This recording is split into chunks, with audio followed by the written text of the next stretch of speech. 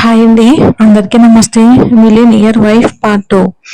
ఆ చెంపదెమ్మ అంత గట్టిగా పడింది, అక్కడ ఉన్న పనివాళ్ళు కూడా భయంతో వణికిపోయారు. "ఉమ్, మేడం, నేను" అని నీలాక్షి చెప్పబోయింది. ఇందులో తన తప్పు లేదని చెప్పాలనుకుంది. కానీ నేల మీద పగిలిపోయిన ఖరీదైన కప్పులు చూసి ఆమెకు మాట గొంతులోనే ఆగిపోయింది.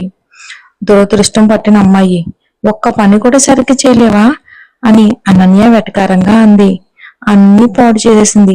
ఈ అమ్మాయిని తీసుకెళ్లి వెనక ఉన్న స్టోర్ రూమ్ లో పడేయండి అని వసుంధర కోపంగా అరిచింది నీలాక్షి మీద. ఆమె కొట్టిన దెబ్బ ముద్ర నీలాక్షి తెల్లని చెంప మీద చాలా క్లియర్ గా కనిపిస్తుంది. నీలాక్షి వంగి పగిలిన కప్పులను ఏరబోతూ ఉండగా, వినిపించలేదా? నా కళ్ళ ముందు నుంచి తీసుకెళ్ళండి దీన్ని అని వసుంధర మళ్ళీ అరిచింది నీలాక్షి మీద. ఒక పని మనిషి వచ్చి నీలాక్షి చేతిని పట్టుకుని అక్కడి నుంచి తీసుకెళ్ళింది.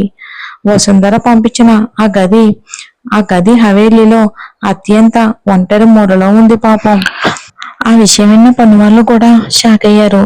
ఎందుకంటే ఆ గది పనివాళ్ళు ఉండే గదుల కంటే కూడా చాలా దారుణంగా ఉంది. గోడలు పగుళ్లతో నిండిపోయాయి. నేలంతా దుమ్ముతో ఉంది. ఒక మూలలో పాడైపోయిన పాత మంచం ఉంది. నీలాక్షి తన చిన్న పెట్టె అక్కడ పెట్టి ఉండడం చూసి పాపం కళ్ళల్లో నీళ్లు తిరిగాయి. అయినా సరే ఆమె ఏడవలేదు. నిశ్శబ్దంగా చల్లటి నేలపై కూర్చుంది. దీపం వెలిగించినప్పుడు కాలిన వేళ్లు ఇంకా నొప్పిగానే ఉన్నాయి. కానీ ఇప్పుడు ఆమె మనసులోని బాధ ముందు ఆ నొప్పి ఏమీ కాదు. ఆమెకు చాలా స్పష్టంగానే అర్థమైంది. ఆ హవేలీ తన ఇల్లు కాదు, ఇది ఒక యుద్ధ భూమి. అదే సమయంలో హవేలీలోని అత్యంత అందమైన గదిలో అనన్య, అంశుమన్ తమ పెళ్లి తర్వాత మొదటి రాత్రిని ఆనందంగా గడుపుతున్నారు. ఆ గది మొత్తం గులాబీ పూలతో అలంకరించబడి ఉంది. చుట్టూ పరిమళాలు వెదజల్లుతూ ఉన్నాయి. ఇది ఒక కళ్ళ ప్రపంచంలా కనిపిస్తుంది. అనన్య నవ్వుతూ, చూడండి అంశుమన్, ఎంత అందంగా ఉందో. ఈ హవేలీకి నేనే రాణిని అని అంది. అంశుమన్ ఆమెను ప్రేమగా చూసి, హా, హవేలీకే కాదు, నా మనసుకి కూడా నువ్వే రానివి అన్నాడు నవ్వుతూ.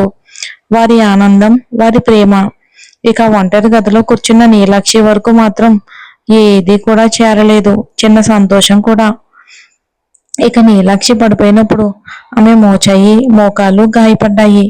కానీ ఆమెకు ఆ నొప్పి కూడా పెద్దగా ఏమీ అనిపించలేదు. ఎందుకంటే గుండె మీద పడిన గాయం ఇంకా లోతుగా ఉంది. శరీరం కాదు, ఆమె మనసే ఎక్కువగా బాధపడుతుంది. వసుంధర పనివాళ్లకు ముందే హెచ్చరించింది, ఆమెకి ఎలాంటి ప్రత్యేక సౌకర్యాలు ఇవ్వద్దు అని. ఈ ఇంట్లో పని మనిషిలా ఉండాలి. సూరజ్కి ఆమె మీద ఏమాత్రం ఆసక్తి లేదు, ఇష్టం లేదు. మరి అలాంటిది మాకెందుకుంటుంది? కానీ గంగ మాత్రం చాటుగా ఒక గ్లాస్ నీళ్లు, ఒక రొట్టె, కొద్దిగా కూర తీసుకొచ్చింది. ఇది తిని బిడ్డ అని ప్రేమగా అంది నీలాక్షిని. నాకు తినాలనిపించడం లేదు అని నీలాక్షి ఏడుస్తూ చెప్పింది. మీకు బలం కావాలి. వీళ్ళు చాలా కఠినమైన వాళ్ళు. మీరు బలహీన పడకూడదు. పోరాడాలంటే మీరు ముందుగా తినాలి. థ్యాంక్ యూ అని నీలాక్షి అంది. కొంచెం రోటీ తినగానే ఆమె మనసు కాస్త తేలికైంది. గంగ ఆమెను చూసి చిరునవ్వు నవ్వింది. ఈ హవేలీలో నేను చాలా కోడళ్లను చూశాను, కానీ మీలాంటి అమ్మాయిని చూడలేదు. మీ కళ్ళల్లో ఒక అగ్ని ఉంది, దాన్ని ఎప్పుడూ ఆరిపోనివ్వకు. నీలాక్షి చిన్నగా నవ్వి తలూపింది. గంగ నిలిపోయింది. మళ్ళీ ఒంటరిగా మిగిలింది నీలాక్షి. తన దుప్పటను నేలపై పరుచుకుని పడుకుంది. దుమ్ముతో కప్పబడ పైకప్పుని చూస్తూ ఆలోచనలో మునిగిపోయింది. వసుంధర నాతో ఇలా ఎందుకు ప్రవర్తిస్తుంది? సూరజ్ అసలు నన్ను ఎందుకు పెళ్లి చేసుకున్నాడు? ఈ హవేలీతో నా బంధం అదృష్టమా లేక దురదృష్టమా? ఎంత ఆలోచించినా తనకి సమాధానం దొరకలేదు. తను గాయాలను నిమురుకుంటూ ఓం నమ శివాయ అని జపిస్తూ ఉండిపోయింది. కొద్దిసేపటికే అలసటతో ఆమె అలానే కళ్ళు మూసుకుపోయాయి. అదే సమయంలో ఢిల్లీలో సూరజ్ తన పెంట్ హౌస్ లో ల్యాప్టాప్ ను ముందేసి కూర్చుని తదుపరి బిజినెస్ డీల్ గురించి తీవ్రంగా ఆలోచిస్తున్నాడు. అప్పుడే ఫోన్ మోగింది. స్క్రీన్ మీద అమ్మా అని కనిపించింది. ఏమైందమ్మా అని అడిగాడు. ఇదేంటి సూరజ్, పెళ్లి రోజునే భార్యను వదిలేసి వచ్చేసావు? అసలు జనాలు ఏమనుకుంటారు అని కొడుకుని వసుంధర కోపంగా అడిగింది. సూరజ్ నిర్లక్ష్యంగా అన్నాడు. జనాలు ఏమనుకుంటారో నాకు సంబంధం లేదు. ఆ పెళ్లి మీ ఇష్టం. డాడీ ఇష్టం, నా ఇష్టం కాదుగా. మీరు చెప్పినట్టు పెళ్లి చేసుకున్నాను, ఇంకేం కావాలి అని చెప్పి కోపంగా ఫోన్ కట్ చేసేశాడు సూరజ్. మళ్ళీ తన పనిలో మునిగిపోయాడు. ఫోన్ పెట్టేసిన వసుంధర ముఖంపై ఒక కుటిలమైన నవ్వు మెరిసింది. అన్ని నేను అనుకున్నట్టే కరెక్ట్ గా జరుగుతున్నాయి. సూరజ్ ఇప్పటికీ ఖచ్చితంగా నా మాటే వింటాడు. ఈ హవేలీ మీద నా అధికారాన్ని ఎవ్వరూ ఎప్పటికీ తీసుకోలేరు అని మనసులో అనుకుంది వసుంధర. ఇప్పుడు ఆమె పూర్తిగా నిశ్చింతంగా ఉంది. ఇక నీలాక్షి పాపం ఆ పాడుపడ్డ గదిలో కళ్ళు మూసుకుని శివుణ్ణి తలుచుకుంది. భోలేనాథ్, నాకు దారి చూపించండి, నేను ఒంటరిగా ఉన్నా ఖచ్చితంగా ఓడిపోను అని దేవుణ్ణి మనసులోనే ప్రార్థించింది. ఆమె మౌనం, ఇక ఆమె ఓర్పు, ఆమె కళ్ళల్లోని ధైర్యం ఒకరోజు ఆమె జీవితానికి కొత్త మలుపులు తీసుకురాబోతున్నాయి. విధి తన ఆటను మొదలుపెట్టింది. నీలాక్షి కథ ఇప్పుడే మొదలయ్యింది, చూద్దాం. రాత్రి 11:30 అయింది. జైపూర్లోని రాథోడ్ హవేలీ మొత్తం నిద్రలో మునిగిపోయింది. కానీ ఢిల్లీలో ఉన్న ఓ భారీ టవర్లో మాత్రం ఇద్దరింకా పనిలో బిజీగా ఉన్నారు. వాళ్ళు సూరజ్ రాథోడ్, అతని పర్సనల్ అసిస్టెంట్ కార్తిక్.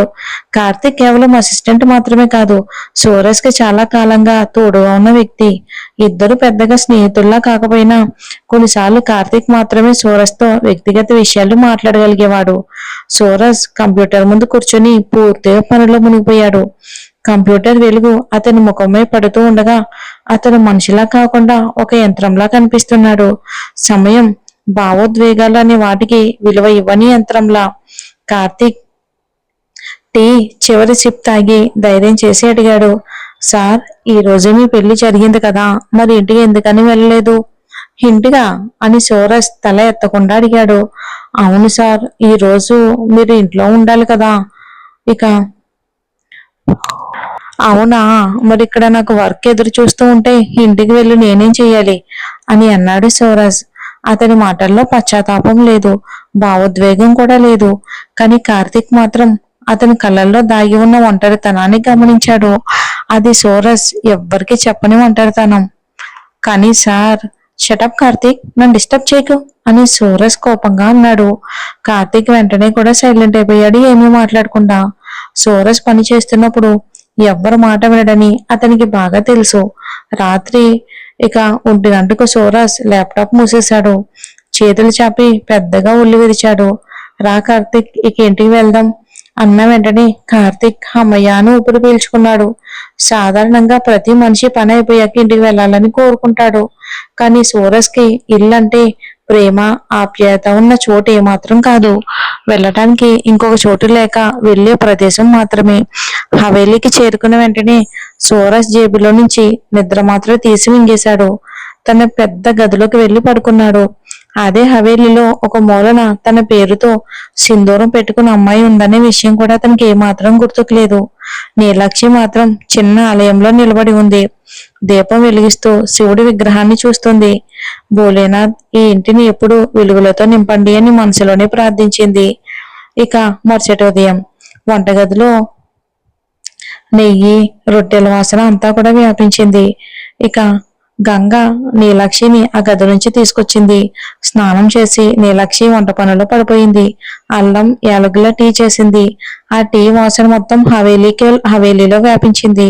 సూరజ్ తండ్రి రఘువీర్ సింగ్ రాథోడ్ ఆ వాసనకు ఆకర్షితుడై వంటగదికి వచ్చాడు. ఈ టీ ఎవరు చేశారు అని అడిగాడు. నేనే మావయ్య గారు అని నీలాక్షి తల వంచి చెప్పింది. టీ కప్పు ఆయన చేతికిచ్చింది. రఘువీర్ టీ ఒక షిప్ తాగాడు, కళ్ళు మూసుకున్నాడు. అది చూసి నీలాక్షి గుండె ఆగినట్లయింది. అయ్యో, టీ నచ్చలేదేమోనని భయపడింది. కానీ కొద్దిసేపటికైనా మళ్ళీ టీ తాగి చిరునవ్వు నవ్వారు.